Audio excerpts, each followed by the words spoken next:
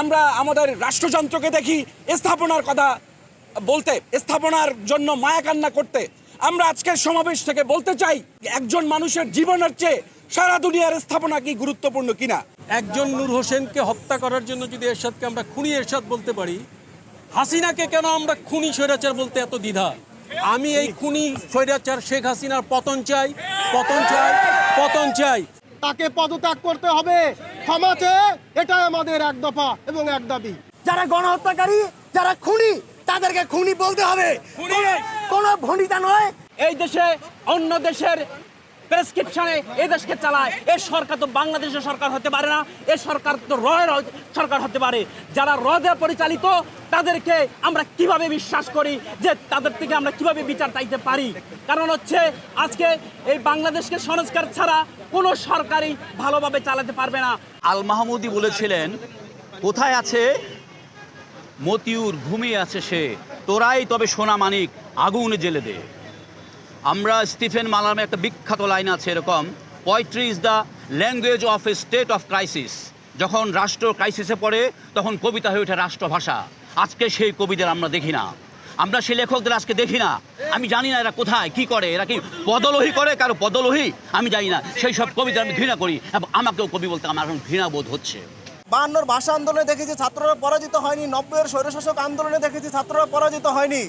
আজকে আপনারা যদি নৈতিকভাবে এই ছাত্রদেরকে পরাজিত করতে দেন বা করে দেন, তাহলে এই ছাত্ররা হেরে যাবে না, হেরে যাবো আমরা, হেরে যাবে বাংলাদেশ, হেরে যাবে আগামী প্রজন্ম। সময়ের সাহসী প্রতিবাদী বুদ্ধিজীবী সলিমুল্লাহ খান সলিম ভাই বলেছেন যে আমরা খুনির কাছে, হত্যাকারীর কাছে কোনো বিচার চাইতে পারি না। খুনিকে অবিলম্বে পদত্যাগ করতে হবে। যদি তিনি পদত্যাগ না করেন, তাকে নামায় হাজির হতে হবে। উনি রাষ্ট্র ক্ষমতা যিনি বসে আছেন, তিনি কথায় কথায় বলেন তিনি সজোর আনারের বেদনা তিনি জানেন। স্পষ্ট কথা আমরা বলতে চাই, এই কথার মানে কি? তিনি কি বাংলাদেশের প্রত্যেক নাগরিককে তিনি সজোর আনারের বেদনা অনুভব করাবেন? আমরা জাতিসংঘের কাছে বিচার জানিয়েছি, আমরা আন্তর্জাতিক আদালতে মামলাও করা হয়েছে। সেই জায়গা থেকে আমরা মনে করি এই নির্বিচার খুন, নিরস্ত্র শিক্ষার্থীদের উপর, নিরস্ত্র জনতার উপর, ছাত্র জনতার উপর যে আক্রমণ, সেই আক্রমণ, সেই খুন, সেই আক্রমণ, সন্ত্রাসী কায়দায় যে আক্রমণ করা হয়েছে হেলমেট বাহিনী দ্বারা, তারও আমরা প্রতিবাদ জানাই এবং সে প্রতিটা খুনের, প্রতিটা গুলির আমরা হিসাব চাই। আমরা চাই অবিলম্বে সরকার এই বিবেচনা করে, নাগরিকদের দুর্দশা বিবেচনা করে সে তার ক্ষমতা থেকে সরে দাঁড়াবে। এবং এই যে অতিমাত্রায় বল প্রয়োগ এবং এই যে পুলিশদের, আর্মিকে, বিজিবিকে এত সাহস তারা করে তুললো যে নাগরিককে যেখান থেকে সেখানে নিরস্ত নাগরিককে ধরে নিয়ে যাচ্ছে, আমরা এর বিচার চাই। এবং সকল যে 9 দফা ছাত্র শিক্ষার্থীরা দাবি জানিয়েছে, সেই 9 দফার প্রতি আমরা সমর্থন জানাই।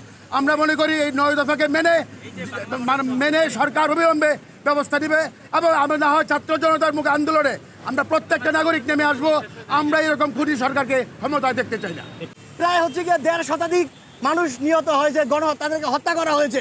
বেসরকারি মতে প্রায় 1000-এর কাছাকাছি আমাদের ভাই বোন, আমাদের বাবা মারা জীবন দিয়েছে, আমাদের অনেক রিক্সা চালক জীবন দিয়েছে, অনেক ছোট কিশোর, ছোট ছেলে, আমিও সন্তানের বাবা, ছোট কিশোর, 4 বছরের তরুণ শিশু, তারা ঘরের মধ্যে একজন নবজাতক মা নিজের সন্তানকে জন্মদানের পরে দুধ পান করে বিছানা থেকে দাঁড়িয়েছেন, তিনি তার জীবন বুলেটের আঘাতে তার জীবন চলে গিয়েছে।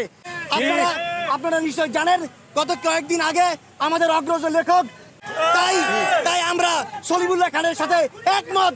এখানে দ্বারা আমরা স্পষ্টভাবে বলতে চাই, আমরা হত্যাকারীর কাছে, কোনো খুনির কাছে খুনের বিচার চাইতে পারি না। আমরা গণমানুষের জায়গা থেকে আমরা এখানে স্পষ্টভাবে দাঁড়াতে করতে চাই। আপনারা অনেকে জানেন, অনেকে কেউ ঘরে থাকতে পারে না। 71-এর মতো, ডিসেম্বরের মাসের মতো ঘরে ঘরে গিয়ে রাতে রাতে পুলিশে হানা দেয়। আমার বাসায় আমি রাতে পুলিশে থাকতে পারি না। আমি আজকে জনসমক্ষে বলে গেলাম, আমাদের আরও অনেক বন্ধু বান্ধবরা পালাই আছেন, ঠিক আছে, কোনো ভয়ের কোনো কারণ নাই। রক্ত দেখলে সাহস বাড়ে। একটা কথা আপনারা মনে রাখবেন, যখন জীবন দিয়ে গিয়েছি আমরা, আর কোনো ভয়ের কোনো কারণ নাই।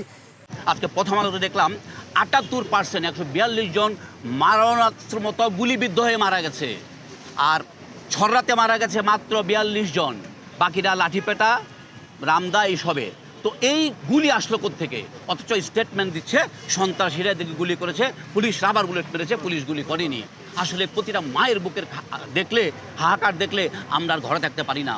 আমার ধারণা প্রত্যেকটা মা বাবার রাস্তায় নেমে আসা উচিত, কারণ তার সন্তান যা জীবিত আছে সেও আগামীতে মারা যেতে পারে, কারণ যেভাবে হত্যাযজ্ঞ শুরু হয়েছে।